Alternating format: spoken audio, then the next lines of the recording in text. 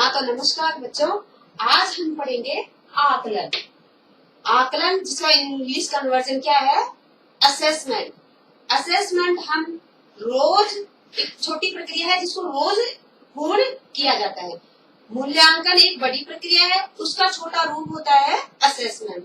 तो जो ये है असेसमेंट, जैसे मूल्यांकन की ही तरह फॉर्मेटिव और समेटिव दोनों प्रकार का होता है, लेकिन वो जो मूल्यांकन है वो साल भर की गतिविधियों का असेसमेंट किया जाता है। उसमें वो फॉर्मेटिव और समेटिव दोनों को मिला के साल भर की जो बच्चे का रिकॉर्ड है उसको तैयार किया जाता है। इसमें क्या है, आकलन में प्रतिदिन का बच्चे का रिकॉर्ड, बच्चे के बारे में प्रतिदिन जो है निदान और उपचार किया जाता है। तो जो आकलन है इसका जो रियल मीनिंग है वो है निर्णय देना। तो निर्णय किसके बारे में देंगे हम? विद्यार्थियों के बारे में, व्यक्तियों के बारे में, किसी भी अदर थिंग्स के बारे में निर्णय देना क्या कहलाता है? आकलन। और ये जो है हम विद्यार्थियों के बारे में निर्णय कब देंगे? जब हमें उनके बारे में जानकारी प्राप्त होगी। तो जानकारी प्राप्त होगी तभी तो हम किसी के बारे में निर्णय दे सकते हैं। तो ये जानकारी प्राप्त करके हम इनके बारे में निर्णय दे सकते हैं। और आकलन में क्या होता है कि किसी प्रकार की कोई ग्रेडिंग की या अंकों की जरूरत नहीं पड़ती है। इसमें कोई परसेंटेज निकालने की जरूरत नहीं है, कोई ग्रेडिंग देने की जरूरत नहीं है, और किसी प्रकार की कोई मार्किंग करने की इसमें जरूरत नहीं पड़ती है। बिना मार्किंग के हम बच्चे के बारे में जो है आकलन, असेसमेंट, उसका हम कर सकते हैं। अब जब ये जानकारी जो प्राप्त हो जाती है हमें बच्चे के बारे में, तो हम ये पता लगा सकते हैं ना कि हमें अपने जो उद्देश्य हमने निर्धारित किए हैं, जो उद्देश्य हमने निर्धारित किए थे, एक टीचर ने जो उद्देश्य निर्धारित किया था एक क्लास के लिए, वो उद्देश्य पूरा हुआ या नहीं हुआ। तो अगर उद्देश्य जो निर्धारित किए थे वो पूरे नहीं हुए तो इसका पता लगाना क्या कहलाता है? निदान करना, कारण का पता लगाना। तो उद्देश्य क्यों नहीं प्राप्त हुए, इस कारण का हम पता लगाएंगे किसके माध्यम से? निदान के माध्यम से। और जब हमें कारण का पता लग जाता है तो हम उस कारण का पता लगा के विद्यार्थियों को जो समस्या है उसमें सुधार करने के लिए हम सहायता कर सकते हैं। और सुधार के लिए हम सहायता कैसे करेंगे? हम अपनी विधियों में, अगर उसको बच्चे को कोई प्रॉब्लम है, वो नहीं सीख पा रहा है, स्लो लर्नर है, तो हम अपनी जो एक टीचर है वो अपनी विधियों में परिवर्तन कर सकता है, अपने पढ़ाने के तरीकों में वो परिवर्तन कर सकता है, और उस परिवर्तन के आधार पर वो बच्चे का जो है उपचार करने का प्रयास करता है। तो आकलन में एक तो क्या चीज हुई कि हम बच्चे के बारे में जानकारी प्राप्त करते हैं, और जानकारी प्राप्त करने का जो है उसके बाद हम क्या है कि जानकारी प्राप्त करने के बाद हमें पता चलता है कि उद्देश्यों की प्राप्ति हुई है या नहीं। फिर हमें सुधार के लिए जो है नई नई टेक्निक्स का यूज करने का हमें मौका मिलता है कि बच्चे में सुधार करने के लिए हम कौन कौन सी नई टेक्नोलॉजीज यूज करें, कौन सी नई विधियों का प्रयोग करें, ताकि बच्चा शीघ्रता से सीख सके और जो अन्य प्रतिभाशाली बच्चे हैं उनकी श्रेणी में वो आ सके।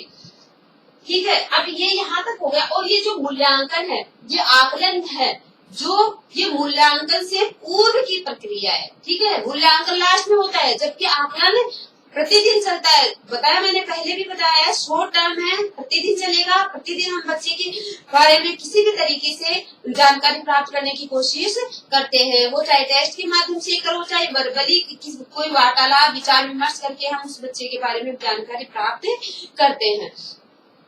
अब ये हो गया आकलन का अर्थ वगैरह। ठीक है, अब आ जाती है इसकी विशेषताओं की बात। तो विशेषताओं में जो है इसमें सबसे पहले क्या आ रही है? वस्तुनिष्ठता। चाहे मूल्यांकन हो, चाहे मापन हो, चाहे आकलन हो। ठीक है, तीनों की जो विशेषताएं हैं सेम टू सेम ही है, कोई ज्यादा डिफरेंस नहीं है। तो जैसे वस्तुनिष्ठता, अब वस्तुनिष्ठता क्या होती है? वस्तुनिष्ठता वो होती है जिसमें चाहे बच्चे का कितने ही, बच्चे ने टेस्ट दिया, उसको कितने ही टीचर्स के द्वारा जांचा जाए, रिजल्ट समान आएगा। तो वस्तुनिष्ठ जो प्रश्न होते हैं, जैसे फिल इन द ब्लैंक्स वाले हुए, मल्टीपल चॉइस वाले हुए, ट्रू फॉल्स वाले हुए, मैच द फॉलोइंग वाले हुए, वन वर्ड वाले हुए। तो जो ऐसे जो क्वेश्चंस होते हैं उनके आंसर चाहे कितने ही टीचर्स के द्वारा हम जांच करवा लें उनकी, तो उनका परिणाम हमेशा समान आएगा। तो जहाँ पर परिणाम समान आए, ठीक है, अंकों में कोई किसी प्रकार की कोई भिन्नता ना हो, तो वो क्या हो जाती है, वस्तुनिष्ठता। फिर दूसरी विशेषता है इसकी विश्वसनीयता। अब विश्वसनीय, कोई भी टेस्ट विश्वसनीय कब बनेगा, जब जैसे ये एक बच्चा है, इस बच्चे की कॉपी को एक टीचर के द्वारा जांचा गया, ठीक है। अब इसी टीचर द्वारा एक टेस्ट पे जांचा गया, फिर यही टीचर दोबारा इसी क्वेश्चन के बारे में वो दोबारा टेस्ट लेता है, फिर इसकी कॉपी को जांचता है, इसके बारे में निर्णय देता है, तीसरी बार निर्णय देता है, चौथी बार निर्णय देता है। तो इसी जो पहले टीचर ने, जिस टीचर ने जांच की थी, उसी टीचर द्वारा इसकी बार बार जो है उसका असेसमेंट किया जा रहा है। तो जब बार बार असेसमेंट किया जा रहा है तो उसके निर्णय में भिन्नता नहीं आनी चाहिए किसी बच्चे का, क्योंकि बच्चे का इवैल्यूएशन उसी का करा जा रहा है और उसी टीचर के द्वारा किया जा रहा है, तो इसके जो परिणाम है उसमें भिन्नता नहीं आनी चाहिए। तो एक ही टीचर के द्वारा जब एक बच्चे का इवैल्यूएशन बार बार किया जाए लेकिन रिजल्ट समान आए, तो वो टेस्ट जो है वो विश्वसनीय परीक्षण कहा जाएगा, विश्वसनीय टेस्ट वो कहा जाएगा। तो ये हो गई अपनी विश्वसनीयता, ठीक है। इसके बाद आ जाती है वैधता।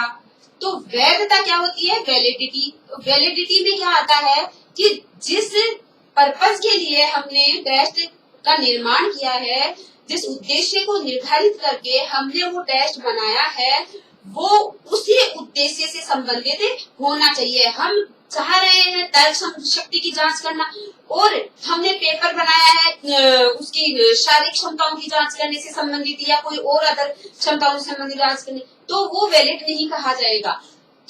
अगर तर्क शक्ति की जांच करनी है तो उसी से रिलेटेड जो है प्रश्न पत्र का निर्माण किया जाएगा, तब वो वैलिड कहा जाएगा। तो जब हम उद्देश्यों के आधार पे हम किसी टेस्ट का निर्माण करते हैं तो वो हो जाती है हमारी वैधता। मतलब जिस उद्देश्य के लिए टेस्ट पेपर बनाया गया है वो उद्देश्य पूर्ण होना चाहिए। अगर उद्देश्य पूर्ण होता है तो वो टेस्ट वैलिड कहा जाएगा। इसके बाद आ जाता है अपना व्यवहारिकता। अब व्यवहारिकता क्या है कि हमने बच्चे के बारे में जो है उसकी कमियों का पता लगा लिया, उसकी खूबियों का पता लगा लिया, उसका निदान किया, उपचार किया। ये सब करने के बाद हम उसको व्यवहारिक रूप में लागू कर पाए या नहीं। हमने तो सारे अपने प्रयास कर लिए, हमने बच्चे का निदान भी कर लिया, हमने उसके अनुसार अपनी टेक्निक्स में भी परिवर्तन कर लिया, लेकिन व्यवहार में उस बच्चे में परिवर्तन आया या नहीं आया, व्यवहार में हम उनको लागू कर पाए हैं या नहीं कर पाए हैं अपने टेक्निक्स को, तो वो हो जाती है अपने व्यवहारिकता। तो एक टेस्ट को व्यवहारिक रूप में अप्लाई करने वाला होना चाहिए। व्यवहारिक रूप से जब तक हम उसको लागू नहीं कर पाएंगे तब तक वो परीक्षण जो है ना तो वैध होगा, ना विश्वसनीय होगा और ना ही वो जो है वस्तुनिष्ठ कहा जाएगा। अब इसके बाद आ जाती है उपयोगिता। तो कोई भी टेस्ट है वो बच्चों के लिए तो उपयोगी होना ही होना चाहिए, टीचर्स के लिए भी वो टेस्ट उपयोगी होना चाहिए। तो बच्चों के लिए कोई टेस्ट उपयोगी कब होगा, जब उनकी सभी प्रकार की समस्याओं का सॉल्यूशन हो रहा हो, उनको भविष्य निर्माण के लिए प्रिपरेशन का जो है उद्देश्य उनका वो पूर्ण हो रहा हो। तो वैलिड जो है ये उपयोगिता तभी मानी जाएगी जब बच्चे के लिए वो यूजफुल हो, बच्चे के लिए वो कुछ बच्चे में वो सुधार करने के लिए ठीक है, बच्चे में जो हमने टेक्निक्स यूज की है वो बच्चे में सुधार कर पाने में सक्षम है। हमने जो अपने परिवर्तन किया है, हमने अपने विधियों में जो परिवर्तन किया है वो बच्चे के लिए उपयोगी है या नहीं, बच्चे में उसके आधार पे सुधार हुआ है या नहीं, ये सब बातें ध्यान में रखनी जरूरी है। तो ये सारी हो गई, अपना मिला के हो गया आकलन। तो आकलन के बारे में अब कोई कंफ्यूजन नहीं रहा होगा। जहाँ तक अब बात आती है आकलन, मापन और मूल्यांकन, इन तीनों में भी डिफरेंस होता है। तो इन तीनों का डिफरेंस मैं आपको अलग वीडियो में बहुत अच्छी तरह समझाऊंगी।